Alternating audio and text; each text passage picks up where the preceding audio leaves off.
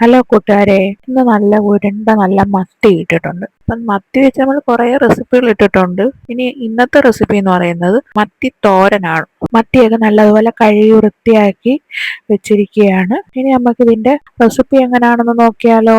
ഒരു മുറി തേങ്ങ തിരുമ്മിയത്, അതിലേക്ക് 10 കൊച്ചുള്ളി ചതച്ചത് ഈ തേങ്ങ തിരുമ്മിയിലേക്ക് ഇട്ട് കൊടുക്കുക. ചെറിയ കഷ്ണം ഇഞ്ചി ചതച്ചതും കൂടി ഇതിലേക്ക് ഇട്ട് കൊടുക്കുക. പച്ചമുളക് 3 അരിഞ്ഞതും അതും ചതയ്ക്കുക.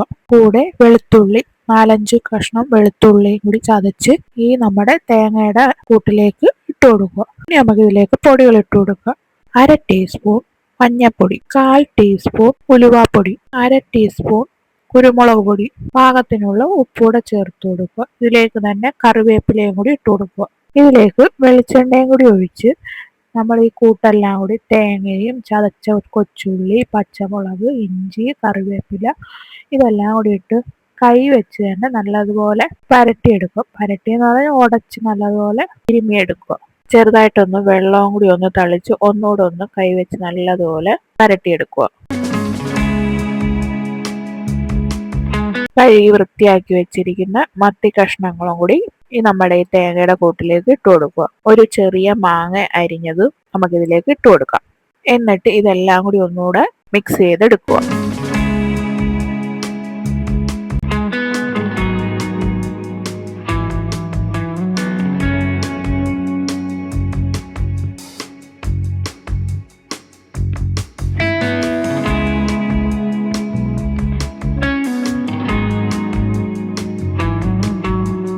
കണ്ടില്ലേ, നല്ലതുപോലെ നമ്മൾ പരട്ടിയെടുത്തേക്കുന്നത്. കൈകൊണ്ട് തന്നെ നല്ലതുപോലെ പരട്ടിയെടുക്കുക. എന്നാലേ നമ്മുടെ മീൻ കഷ്ണങ്ങളും മാങ്ങയും തേങ്ങയുടെ അരപ്പും എല്ലാം കൂടി ഒന്ന് സെറ്റായി എടുക്കാൻ പറ്റത്തുള്ളൂ.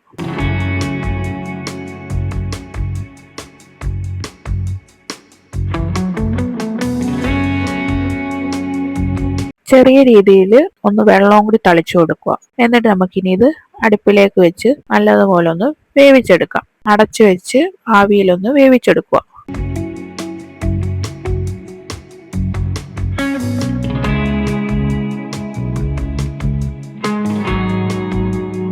കണ്ടില്ലേ, അതിനകത്ത് വെള്ളമൊക്കെ ഒന്നുകൂടെ ഒന്ന് ഇറങ്ങി നല്ല ആവി കിടന്ന് ഇങ്ങനെ മത്തി കഷ്ണങ്ങളും മാങ്ങയുടെ ഒക്കെ നല്ല മണം വരുന്നുണ്ട്.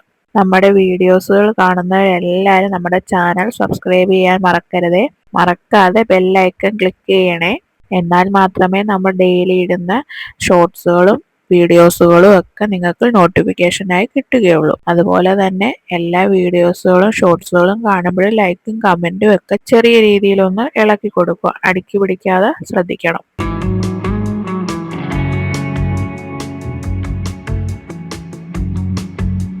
മത്തിയുടെ പല ഡിഫറെൻറ്റ് റെസിപ്പികൾ നമ്മൾ നമ്മുടെ ചാനലിൽ അപ്ലോഡ് ചെയ്തിട്ടുണ്ട്.